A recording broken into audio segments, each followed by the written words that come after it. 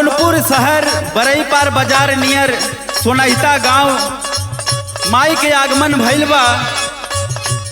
माई के दर्शन करे वाला भक्त के हम अजय यादव मधुकर सभी के हाथ जोड़ के सादर प्रणाम करत बाटी। ए भैया माई के अगर दर्शन करे के बात का करिए चाचा, आई हाई गीतिया के माध्यम से बतावत आई हो। यूपी में बड़ुए भैया जौनपुर सहारिया,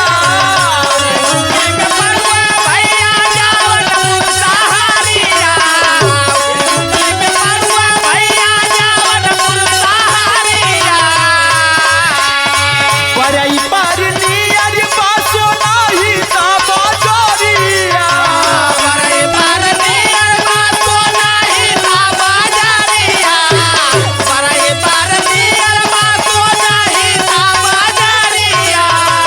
यूपी में बड़ुए भैया जौनपुर सहारिया, बरई पार नियर बासो नाही ता बाजारिया, कि परगट भैली काला,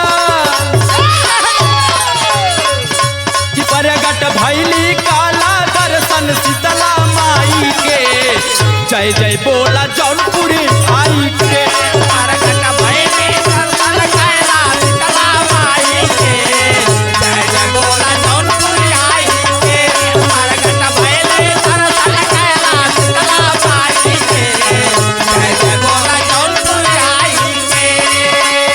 लेकिन ये चाचा कहाँ देवी माई के आगमन बाबू तो बता देली, लेकिन अब मेन एड्रेस बतावत आई कैसे है भैया। जौनपुर में आके बस पकड़िया मछली शहर से,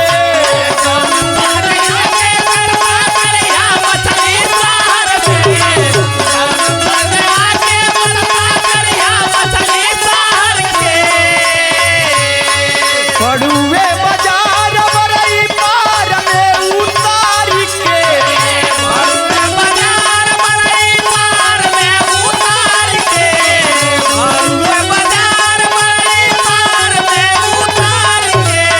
हाँ भैया अगर जेका आवे के बाद तो इहे एड्रेस नोट कर ला ए बाबू।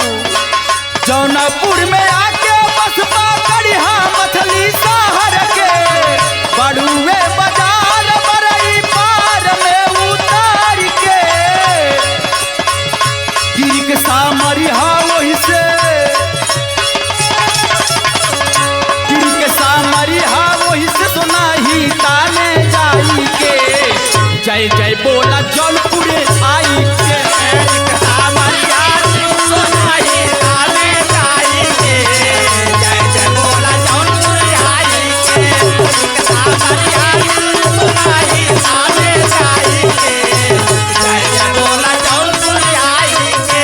लेकिन कहल गइल है भैया अगर सच्चे मन से जाब, कहल गइल माना तो देव नहीं तो पत्थर। जैसे हम कहा ताड़ी अगला लाइन में कैसे कौना भाव में ए भैया, मन में विश्वास लेके माई लागे जाई बा,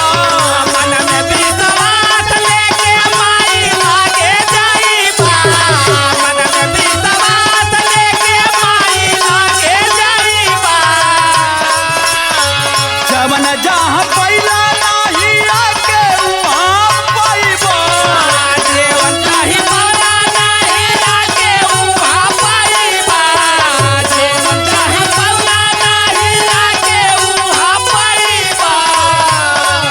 ई बहुत जरूरी बा ये भैया। अगर कौनो भी देवी देवथान जात है ओकरा से पहले मन में कौनो कचड़ा ना रहे, जहाँ जात बड़ा वहीं जा सच्चे मन से, तबे कुछ होई ना तो बाद में कहबा भगवान हमार देवी माई सुनते ना बड़ी।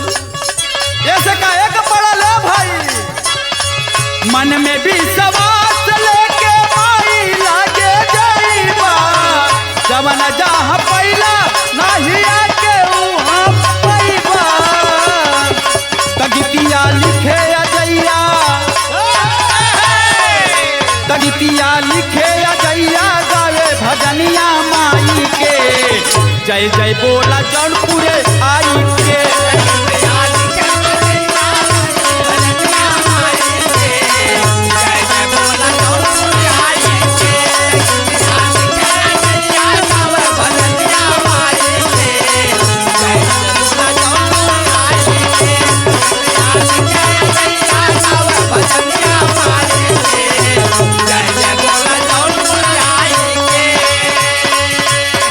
परगट भैली काला दर्शन शीतला माई के, कि परगट भैली काला दर्शन शीतला माई के। जय जय बोला जौनपुर आई के, परगट भैली दर्शन कैला शीतला माई के। जय जय बोला जौनपुर आई के, परगट भैली दर्शन कैला शीतला माई के। जय जय बोला जौनपुर आई के। एक बार प्रेम से बोलो शेरा वाली मैया की।